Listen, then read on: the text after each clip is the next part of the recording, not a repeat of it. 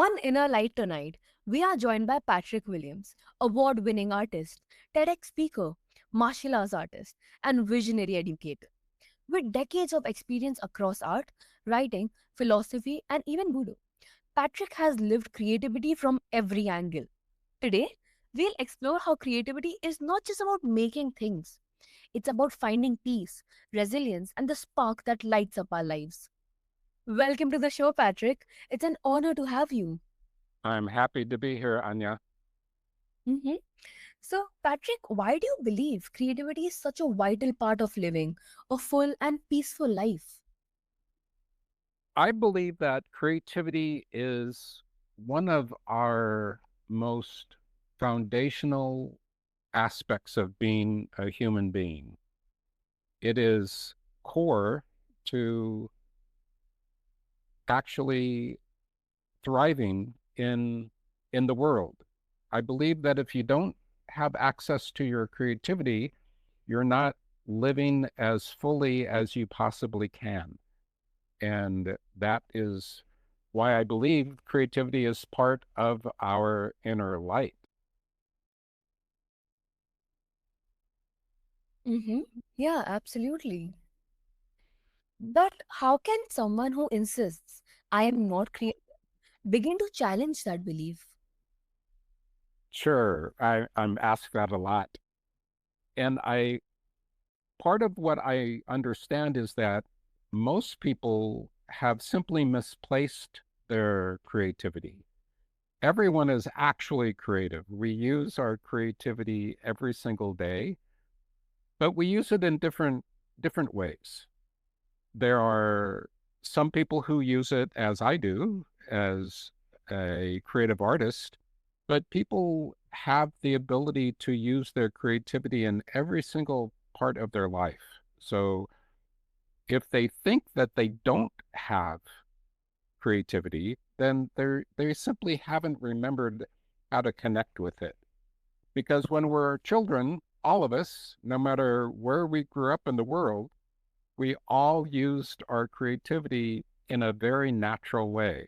So when people think that they have lost it, they simply have misplaced it. They've forgotten where it is, but it's inside. It's, as I said, it it's part of your inner life. So it can't go anywhere. It is always there, and it just takes practice to reconnect with it, to restore our inner creativity. Mm-hmm. Yeah, and that makes creativity sound like a doorway we all have, not just a gift for a few. Exactly. It is for everybody, and everybody has it. So that's a perfect way to describe it, Anya, is that creativity is a doorway, and it's and it opens into a realm of that is both inside of us and outside of us. So it's sort of a paradox of a doorway, because that doorway goes inside and outside at the same time. But it is accessible to everybody. Mm-hmm. Yeah, definitely. And you have blended art, martial arts, and innovation in your journey. How do such different disciplines all feed into your creative expression? Oh, yeah, that's I like that question. It it it flows in different ways, I think. And this is good for people to understand with respect to finding or restoring their creativity, that we have to allow ourselves to experience what we're focused on by using all the parts of ourselves. So I use the creative part of myself, the artistic part when I do martial arts. There's a blending of it. There's a blending of it in my business when I may do a martial arts practice with people called push hands that allows them to feel where they're stuck or tight or not paying attention very well. So when we have a lot of, and each of us do have many different parts to ourselves, it's really useful to combine those parts together. And sometimes it's not, we can't do it uh, by thinking too much about it. I I try not to think too much about how I can blend my martial arts with my painting or drawing, but it happens in natural ways. But it's important to honor all those parts of ourselves. So if someone out there listening, they might they may like to play music. So and they're also during the day they're maybe an engineer. So there are ways in which we can combine, that person could combine their music playing with their engineering. That's both going to help their engineering and it's going to help their music simultaneously. So it's important to bring all these different parts of oneself into our whatever our focus is at the time. So I bring the martial arts with me all the time when whatever I'm doing. Like I could be sitting and listening to somebody play music, and there's a quality of what I've learned in martial arts that is with me in those moments, as well as being a painter or thinking about innovation for a business. It's important for us to understand that all these different aspects of ourselves are super important to informing how we relate to our business or our job or our art form or our friendships or our family. All of them interact, and it's important to honor that. Mm-hmm. Yeah, 100%. And do you think discipline actually strengthens freedom and creativity? Oh, definitely. Discipline is super important.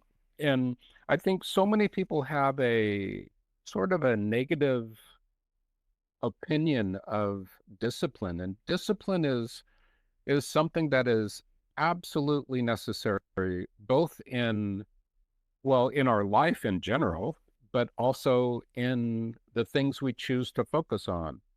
If I'm focusing on martial arts, discipline is absolutely necessary. If I'm focused on painting, discipline is absolutely necessary. In business, it's so necessary to to have the the awareness of what you need to be doing, what you have done, and what will need to be happening and having the focus and the fortitude, the grit, so to speak, grit, that gnarly inner energy to keep going, the dedication, the devotion, the focus. That is part of the discipline that's necessary. And also, I think what's important for people to understand is not to be harsh with themselves, not to not to have negative thinking around if they haven't gotten something done. If you haven't gotten something done, think of the ways in which you can get it done. Think allow yourself to understand, oh, I have resistance here, but then look at it, contemplate it, use that inner light to see more clearly on what may need to be done next. And that in and of itself is also a kind of discipline. Having self-reflection, having moments in your day that you can sit and think and feel about what you have been doing, what you've accomplished, what needs to be done a little bit better. Those are all parts of discipline. Discipline isn't getting to the gym and running 10 miles or lifting 2,000 pounds of weights 100 times. That that that is impressive and that's good. It could be good for your body, but that isn't necessarily the discipline that we need to employ in our lives on a daily basis. It needs to be focused but gentle. That's a striking insight. Like discipline at the root, freedom as the flower. Yes. Mhm. And many people feel disconnected from imagination in their daily grind. How do you help people reignite that spark? Yeah. Reigniting imagination is super, super important. And I think this is part of what we see in the world, Anya, right now is that there's a drift away from imagination when when people don't have time or don't allow themselves or don't make time to just sit and wonder about something. Just sit and look at the sky, sit and look at a flower, sit and don't focus on anything in particular. And that's when our imaginations will begin to speak to us from that inner light. Again, those are the sparks of our imagination that need to have a space and a time to be activated. In a way, imagination is a little shy. It is it's like a turtle almost. It doesn't want to come out of its shell because it's so delicate on the inside. The shell is solid and tough, but imagination needs to have opportunities to just open up and explore, and and it has to have a space where it can be it knows that it's all right to be vulnerable. Our imagination is very vulnerable, shy and vulnerable, but it's very powerful also. Once you let it open, once imagination opens up, there's so much that happens. That's the almost the fuel of creativity is is feeling and thinking so many new and different things. And if we don't have time, if we're always on the screen, that's the big issue right now, right? Then where where do we find the time to feel and think about things? Where do we have the time to make decisions? And decisions are connected to imagination. When we have a decision to make, if it's yes or no, or what city to move to, we have to allow our time to think about it. We have to allow space and a chunk of time to just sit back and allow ourselves to use our imagination. We have to think, oh, what would it be like to move to this place? Or maybe I should look to moving in this other place. What do I imagine it would be like? And that's what's so important. People simply need to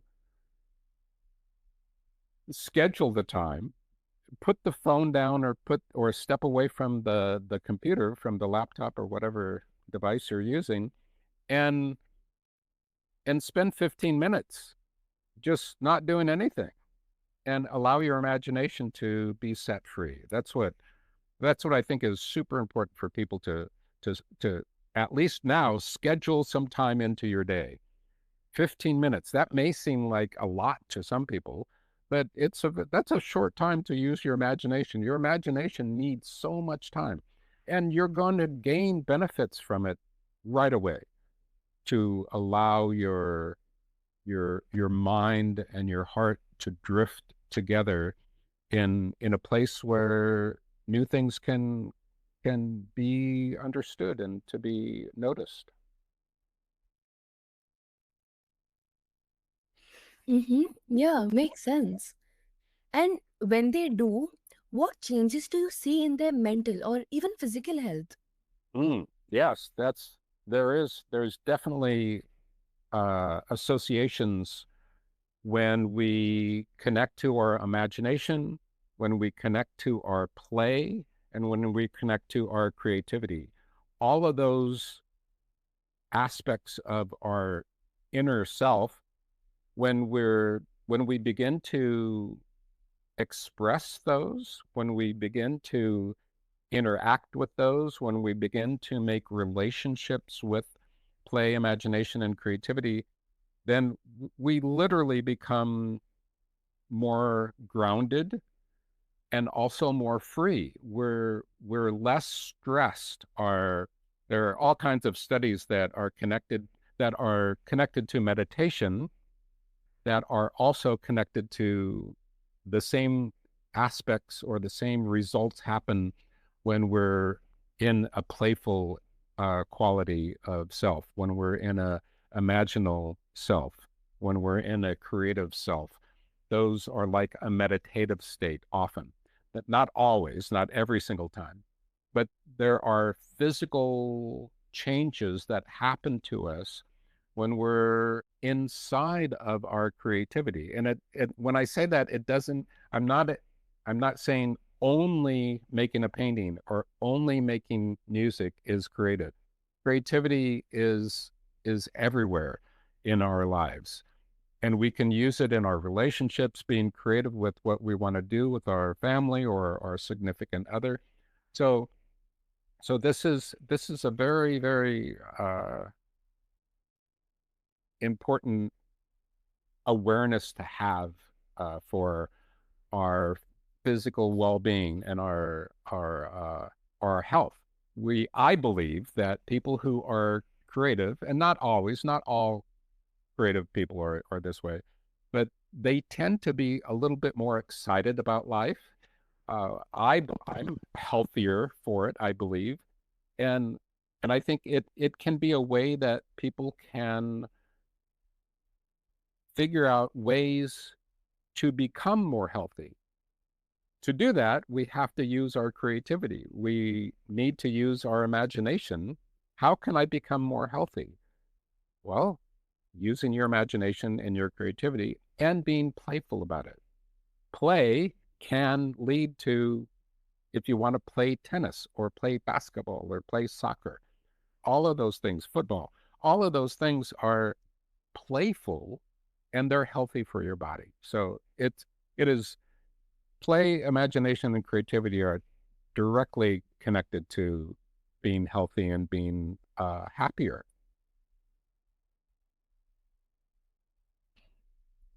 Yeah, and it really does sound like creativity doubles as medicine for the spirit. Definitely. hmm And you have exhibited art around the world. Do you see creativity as a universal language of healing?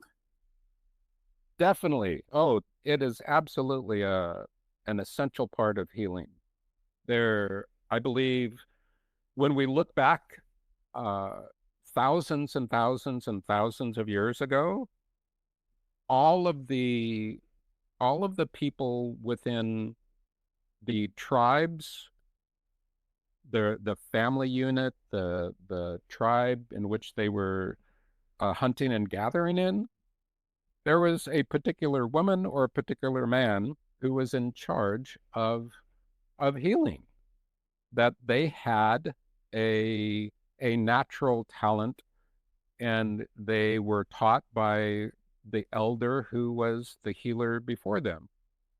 And I believe that all of them, in some ways to describe them, they were all artists. And the creativity that went into figuring out why a particular person may not be very healthy was a powerful, powerful process of their imagination, of them being playful with understanding and receiving information, and very creative. I think all healers have a natural creative ability to connect with people, to sense what is wrong, and then also sense what could be used to help them on their path toward healing. So I totally believe that healing is a very huge part of creativity, and creativity is a huge part of healing. It works both ways. Yeah, that's amazing. And can it also bridge cultures and generations in ways that words cannot? Yes, I totally I believe so. Oh, definitely. Well, I mean, there's so much in there's so much in each culture around the world that is is directly from their creativity that gives so much to the other cultures of the world. The there's the examples are everywhere in each of our cultures. We have certain uh, pieces of art or pieces of music that are influential from other cultures that are, I think, are essential, and they are also part of our planetary healing. That the more we can share of our creative endeavors, which are often artistic, music or painting or dance or architecture, whatever it might be, but also the creativity of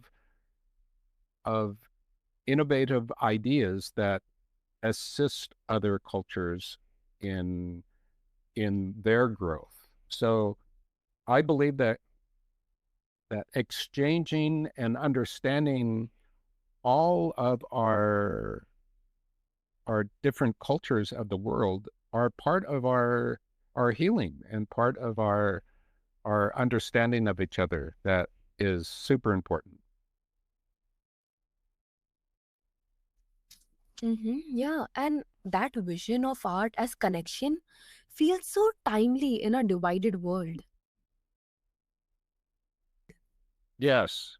Yeah. Where it art does it brings us together in different ways. And we may not it doesn't mean that we like every single piece of art, but it's it's a way in which we can understand our differences and our similarities, and and and we can also, I think, part of what's important is that we don't need to agree on everything between cultures. I don't even agree about everything about myself. So how could I expect an entire culture to agree with me or me agree with them? The beauty of art is that it is able to assist us in understanding differences and even understanding a quality that is thought of as ugly, but it doesn't mean that it's bad. So there's a positive quality in respecting cultures that do some things a little bit differently than what your culture does, but having a new space which you appreciate that. And I think that uh, we are slowly but surely moving toward that. All us, the people of the world, are the leadership in many countries. I they're they're confused. They're not very grounded. I don't think that they're very connected to their creativity, and certainly not to their healing. So their politicians are politicians. Another another group that I don't know what we're going to do with them. Yeah. So, what a luminous conversation with Patrick Williams, showing us that creativity is not a luxury, but a lifeline. Through art, movement, or simply fresh ideas, we can all ignite inner light and share it with the world. Tonight, give yourself permission to create, because in creation, we discover both peace, and possibility.